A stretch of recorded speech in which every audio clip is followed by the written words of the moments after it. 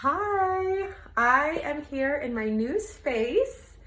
This is part of my practice where I really want to focus on underlying habits of thinking to help people heal and how I'm really gifted and it's allowing people to heal in their health when a lot has happened to them.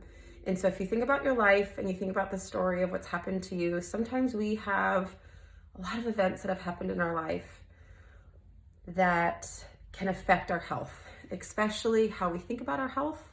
So if you're navigating chronic ailments with your gut, chronic ailments with pain, and that's showing up in the foods that you're choosing to eat, that's showing up in your body, it's showing up in ways that's making you feel less than because your health is not perfect. I would love to help navigate what's happened to you and your underlying habits of thinking.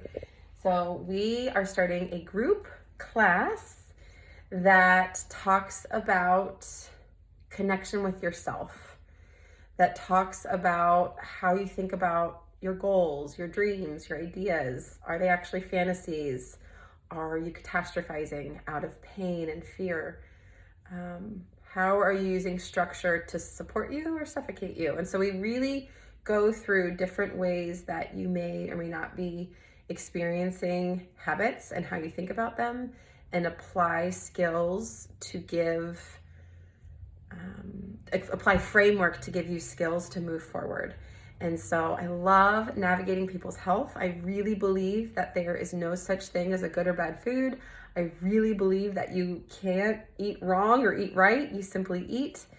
And I would love to be able to take some of my beliefs and my experiences and my human experience to help navigate you to feel better in your body, to feel better in your own skin.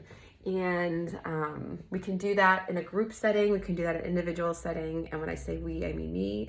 And I'm in this new space in a holistic house where we have a lot of different practitioners that can be involved in your care, from a masseuse therapist to an esthetician to a nurse, from different ways of energy in terms of hydration, vitamins, minerals, nourishment, and skincare. And so your skin is your largest organ. You don't want to ignore it for too long. And I am really excited about this space. So if you've been following me along on YouTube, thank you so much. And I'm really excited at the next chapter for Imagine Wellness. So please follow along.